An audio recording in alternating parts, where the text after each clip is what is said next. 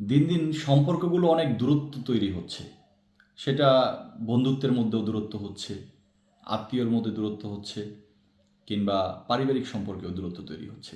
এই দূরত্ব তৈরি হওয়ার পিছনে কিছু কারণ আছে যেগুলো আমরা আসলে তেমন একটা গুরুত্ব দিই না। এটা এতটাই গুরুত্বপূর্ণ বিষয় যে এই বিষয়গুলো আমরা অবহেলা করি। মনে করি যে এটা থেকে তো তেমন কোনো কিছুই হবে না, বা এটা কি হবে। আসলে সামান্য বিষয়গুলোই কিন্তু অনেক গুরুত্বপূর্ণ হয়। যেমন ধরেন, লেনদেনের ক্ষেত্রে কারোর সাথে কোনো লেনদেন করলে, সেটা ওয়াদা করলে সঠিক টাইমে সেই ওয়াদা রাখতে হবে এবং লেনদেনটা সঠিক টাইমে পরিশোধ করতে হবে। এমনিতেও আমরা মানুষ, কখন মরে যাই কোনো ঠিক নাই। আমরা সবসময় স্বচ্ছ লেনদেন করাটাই আমাদের দায়িত্ব হওয়া উচিত, আমাদের কাজ হওয়া উচিত, কিন্তু আমরা অনেক ক্ষেত্রে অনেকে করতে পারি না সেটা।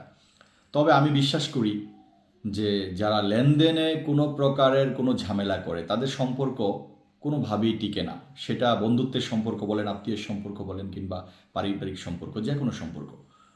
মানে লেনদেনের ক্ষেত্রে কোনো কম্প্রোমাইজ কেউ করতে চায় না। কারণ অর্থনৈতিকভাবে আমরা সবাই এমন একটা অবস্থায় আছি যে অর্থের জন্য সবাই অনেক খাটাখাটনি করি, অনেক পরিশ্রম করি অর্থ উপার্জনের জন্য। সেই অর্থ দিয়ে আমাদের জীবন পরিচালনা করি। সেই অর্থটা যদি কোনো কারণে কোনোভাবে আমাদের নষ্ট হয়, ক্ষতিগ্রস্ত হয়, তখন আমাদের সবচেয়ে বেশি কষ্ট লাগে। আর সেই কষ্টের জায়গাটা এমন হয় যে আমরা তখন কোনো সম্পর্কটাকে তো তখন ওই কষ্টের জায়গা থেকে সম্পর্কটাকে তখন আর উঁচু করে দেখতে পারি না। তখন মনে হয় যে ওই ব্যক্তি আমার সাথে এই আচরণ করলো, তার সাথে আমার মনে হয় কন্টিনিউ করা ঠিক হবে না বা উচিত হবে না। কিন্তু আমাদের কি এটা উচিত নয়? এটা ভাবা উচিত নয় যে আমরা কার সাথে লেনদেন করতেছি, কার সাথে কি আচরণ করতেছি, কি কথা দিচ্ছি, কি ওয়াদা করতেছি, এই জিনিসগুলো খেয়াল রাখা। এই জিনিসগুলো তো পারফেক্টভাবে খেয়াল রাখা আমাদের উচিত। এবং এটা এমন হওয়া উচিত যে আমি শুক্রবারে কাউকে কথা দিয়েছি, শুক্রবারে আপনাকে এই জিনিসটা দিব। আমি শুক্রবারে সেই জিনিসটা দিতে পারলাম না, শনিবার গেল, রবিবার গেল, আমি তার সাথে কোনো যোগাযোগই রাখলাম না। আসলে ওই ব্যক্তিটা আমার প্রতি রাগ করাটা তো স্বাভাবিক বিষয়। হ্যাঁ, রাগ অভিমান যাই বলেন না কেন, করতেই পারে। কিন্তু আমরা মনে করি ধর কি হয়েছে, উনি তো আমার পরিচিত, উনি তো আমার কাছের মানুষ, কি আর মনে করবে। কিন্তু না, উনি পরিচিত হোক কিংবা কাছের মানুষ, যেই হোক না কেন, আমি কাউকে যদি কথা দিয়ে থাকি, সেই কথা না রাখতে পারলে, সময় মতো সেই কথাটা আমি না রাখতে পারলে, তার কাছে আমার সরি বলা উচিত, তার কাছে নত হওয়া উচিত, অবশ্যই তার কাছ থেকে ক্ষমা চেয়ে নেওয়া উচিত। আমি বিশ্বাস করি আমরা অনেক ক্ষেত্রে এই ধরনের ভুলগুলো করে থাকি, এবং এই ভুলগুলোর কারণে আমাদের অনেক মজার মজার মধুর মধুর মুহূর্তগুলো আমরা হারিয়ে ফেলতেছি।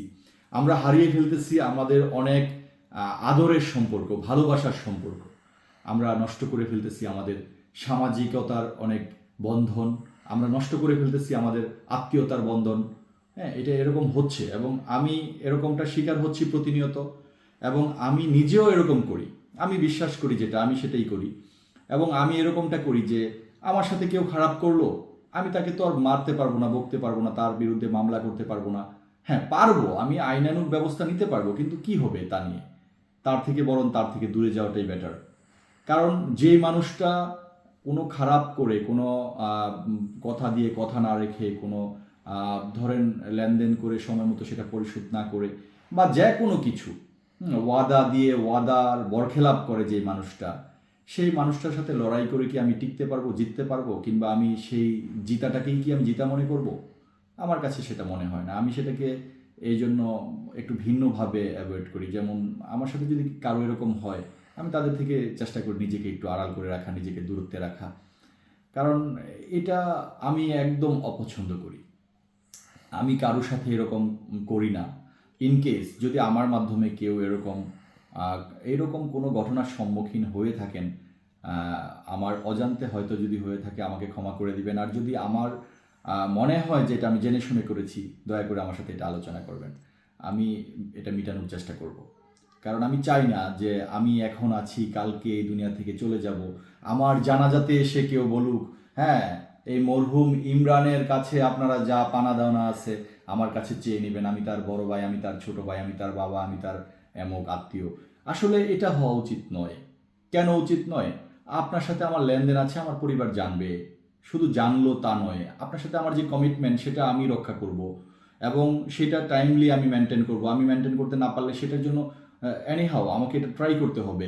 এখন আমি যদি মনে করি যে এটা তো কোনো ব্যাপার না, এটা এরকমটা হতেই পারে, সে আমার খুব ক্লোজ মানুষ, সে আমার বন্ধু মানুষ, সে আমার আত্মীয়, সে আমার এটা, কিন্তু লেনদেনের ক্ষেত্রে এগুলো আসলে ভাবা উচিত নয়। লেনদেন লেনদেনের জায়গাতে রাখা উচিত, সম্পর্কগুলোকে সম্পর্কের জায়গায় রাখা উচিত, বন্ধুত্বটাকে বন্ধুত্বের জায়গায় রাখা উচিত। তাহলে আমরা আমাদের জীবনটাকে সুন্দরভাবে উপভোগ করতে পারবো। আমাদের জীবনগুলোর অনেক সুন্দর মুহূর্ত আমরা এভাবে মিস করে ফেলি। আমাদের জীবনের অনেক সুন্দর সময়গুলো আমরা একসাথে কাটাতে পারি না, আমরা চাইলেও পারি না। আমরা অনেক ক্ষেত্রে এটার জন্য অনেক অনুশোচনা বোধ করে আমাদের নিজের মধ্যে, কিন্তু সেই অনুশোচনাটা আমরা প্রকাশ করি না। আসলে অনেক ক্ষেত্রে নয়, অধিকাংশ ক্ষেত্রে আপনার দেখবেন আপনি যার সাথেই কোনো ঝামেলা হোক না কেন, সামনাসামনি বসে আলোচনা করলে কিংবা সেটা কোনো না কোনোভাবে প্রকাশ করলে, আপনি একটু নিজে অনুতপ্ত স্বীকার করলে অবশ্যই সেটা সমাধান হয়ে যায়, হয়ে যাবে।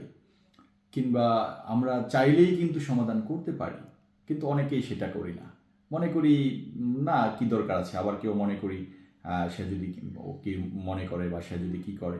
আসলে এগুলো কিছুই না, জীবনটা একেবারেই স্বাভাবিক, জীবনের প্রক্রিয়াগুলো স্বাভাবিক, আমাদের দৈনন্দিন জীবনের যত কার্যকলাপ আছে সবই স্বাভাবিক, এগুলো চলবে, এগুলো চলতে থাকবে সারা জীবন, এগুলো চলবে।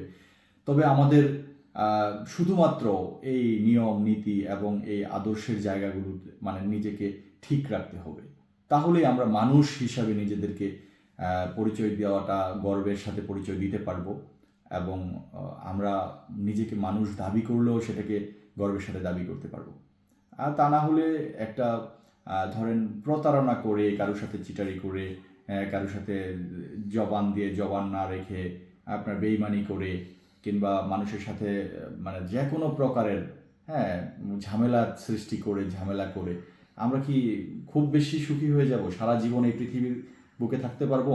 আমরা কি এই পৃথিবীর মালিক হয়ে যেতে পারবো? না, কিছুই হবে না, চলে যেতে হবে। অবশেষে থাকবো না, কেউ থাকবে না। তাহলে কেনই বা এই এত সব ঝামেলা? আমি বিশ্বাস করি যে আমরা যদি চাই, আমরা এই আমাদের সমাজ, আমাদের পরিবার, আমাদের এই দেশ অনেক সুন্দর করে আমরা সবাই মিলে আমরা একসাথে আনন্দে কাটাতে পারি, আমাদের জীবনটাকে সুন্দরভাবে উপভোগ করতে পারি। হ্যাঁ, আমাদের জীবনে অনেক কিছু এখনো বাকি আছে, অনেক উপভোগ করার, অনেক প্রসাধনী, অনেক ধরনের খাদ্য আইটেম, অনেক কিছু আমরা এখনো পর্যন্ত চোখে দেখিনি কিংবা আমরা এখনো ভোগ করতে পারিনি। আসলে আল্লাহর সৃষ্টি অসংখ্য জিনিস আছে এই পৃথিবীতে, যা আমাদের আসলে মানে একে একে আমাদের এগুলো ভোগ করতে হবে। আমাদের সব কিছুই কিন্তু আমাদের জন্য আল্লাহ সৃষ্টি করেছেন, মানবের জন্য সকল সৃষ্টি। এখন সেই মানব যদি সেগুলো ভোগ করতে না পারে, সেগুলো কোনোভাবে মিস করে, সেটা তো আল্লাহ পাকের কোনো দোষ নেই। আমরা আসলে আমাদের দোষেই দোষী। আমরা মানে কোনো ক্ষেত্রে যদি মনে করি যে নিজের দোষটাকে ঢাকার জন্য স্রষ্টাকে দোষী করি, সেটা আসলে উচিত নয়। ভাগ্য বলে একটা কথা আছে, তবে ভাগ্যের উপরে সম্পূর্ণ দোষ দেওয়া কখনোই উচিত নয়। এই জন্য একজন বলেছিলেন যে নিজেই নাকি নিজের ভাগ্য পরিবর্তন করা যায়, যে আপনার ভাগ্যকে দোষ দিয়ে কী লাভ? ভাগ্যকে দোষ দিয়ে কোনো লাভ নেই।